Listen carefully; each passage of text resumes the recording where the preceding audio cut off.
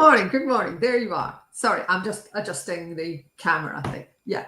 So I hope you're doing really well today. It is not quite as warm as yesterday, but optimistically, I am wearing a dress again today. Oh, I can also put my jeans on later if it turns cold. So hasn't it been marvelous weather? Yes. And the weather, of course, is just going downhill in time for the bank holiday. But let's leave that on one side and chat about Chemicals Coffee Time today, shall we? So first up, our UK thing is that I was really, really pleased to see that the HSE have commemorated Workers' Memorial Day this year, which is actually not very well known. I think it's one of these international things. And, you know, there are so many days we lose track of them, but this one is well worthwhile because it is remembering everybody who has been killed or injured while at work. And I think that that's a really, really good thing to do because we forget that we don't just get chemicals suddenly appearing out of nowhere. We don't get all this marvelous equipment we use at no cost.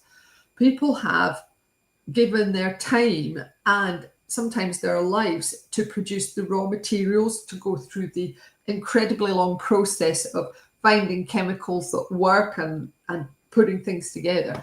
And I think it's a really good thing. So well done, HSE. Well done. Oh, EU time. You couldn't make it up, could you? How many CLH proposals, that's harmonised classification proposals, have we had this year? And we have another one.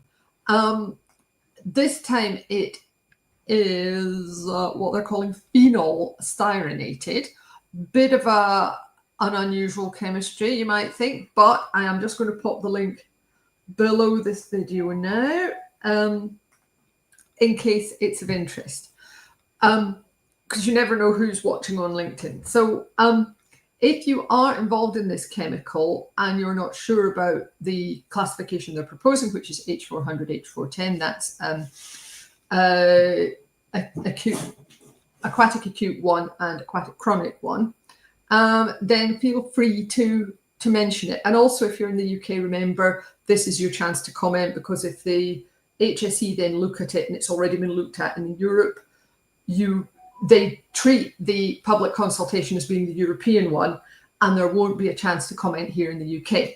And I know I say it every time, and they say it every time, but yet you even in the UK, we still need to keep an eye out on what's going on in the EU. So anyway, that's the sort of ordinary chemical things. In good news, I am still incredibly excited for ChemUK. We're getting closer and closer.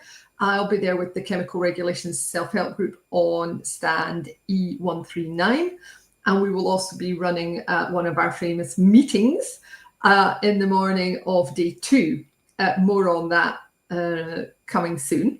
But if you are attending, it would be absolutely brilliant to see you. And let me put the link to the website in just now. And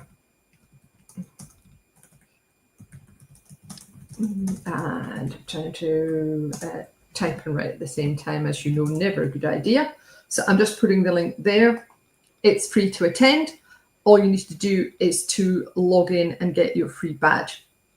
And one thing I'm particularly interested in, although I'm not sure if I'll get to it, but I'm going to try honestly, is Chris Hughes is giving a talk on the new PMT VPV hazard classes, and he is one of the experts in the tests that support this, where they exist, because yes, really.